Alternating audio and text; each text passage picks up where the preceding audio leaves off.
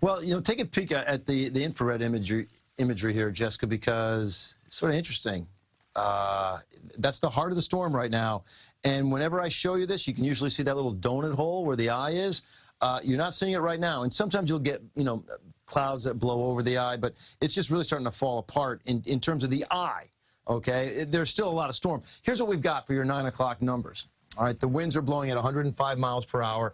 If it's got to drop down to 95 miles per hour, so it's going to drop another 10 miles per hour in order to go to a Cat 1, but you got a Cat 2 right now, moving to the north at 14 miles per hour, 35 miles to the east, northeast of Fort Myers, Florida. So let's break this whole thing down for you. In terms of the track from the National Hurricane Center, Cat 2 right now, they think it's going to remain overland. Now, it's been overland since 3:30. Mark, was it 3:30? It was 3:35 from Marco Island. 3:35, it had its second U.S. landfall in Marco Island. The first one was in Cudjoe Key around 9 a.m. this morning. But 3:35 makes landfall Marco Island. It's been inland all this time. It's going to remain inland as it sort of pushes towards Tampa. So that's why we think it's going to lose some strength down to, say, a Cat 1. And then you were looking at it basically a tropical storm as it's up around the Georgia border. But my goodness, that's Monday, 2 o'clock in the afternoon. Quite a duration with this storm. Now, if you look at the radar signature right now, what I want to do, there's your center of circulation. Again, it's very tough to call it an eye right now. Your center of circulation is right there. I want to cut the storm in half. Now I want to cut it in half again, dissecting right through the middle of the eye.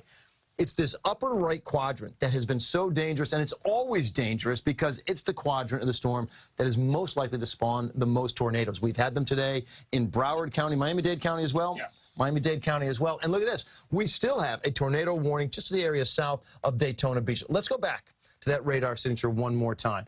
I want to talk about the flow of the air around the center of circulation. So you'll notice the center of circulation right here, around the vicinity of Fort Myers, okay? We are just now starting to get the West Coast with the water being pushed onshore. All day long, that water's been pushed out of the bays. Well, now it's starting to get pushed onshore. Tampa could see 5 to 8 feet. It's been verified today in the Florida Keys where they had 10 to 15 feet around Cudjoe Key. But let's go to my colleague Elise Finch with more now on some of the perils of this storm. Elise. Yeah, so Lonnie's talking about the wind, the storm surge. So let's go ahead and talk about it. I want to show you the wind field with Irma that still exists. So everything you see here in yellow, tropical storm force winds, so 39 to 73 miles per hour. Everything in orange, hurricane force winds, so 74 to 100 plus. That's what almost the entire state of Florida has seen. That's what they'll continue to see. And it isn't until we get to the Florida-Georgia border, still seeing some hurricane force winds, that we finally start to see that erode. And then eventually we're down to just tropical storm force winds. But still, these winds are a huge issue and remain so for several more hours. We want to show you these peak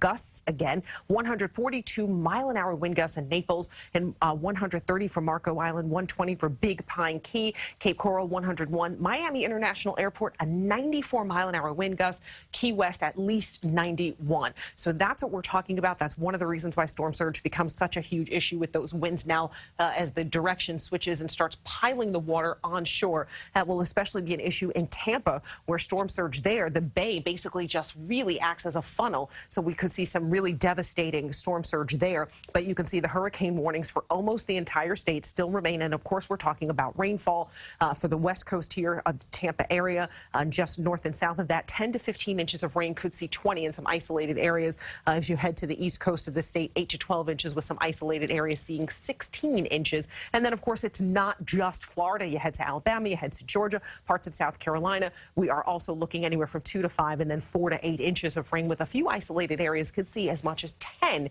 inches of rain with this system as a rainmaker. Of course, for us, very little impact, no impact from Irma. Of course, we do have some rain in our forecast, nothing dramatic, but I'll have those details coming up in just a bit. Jessica.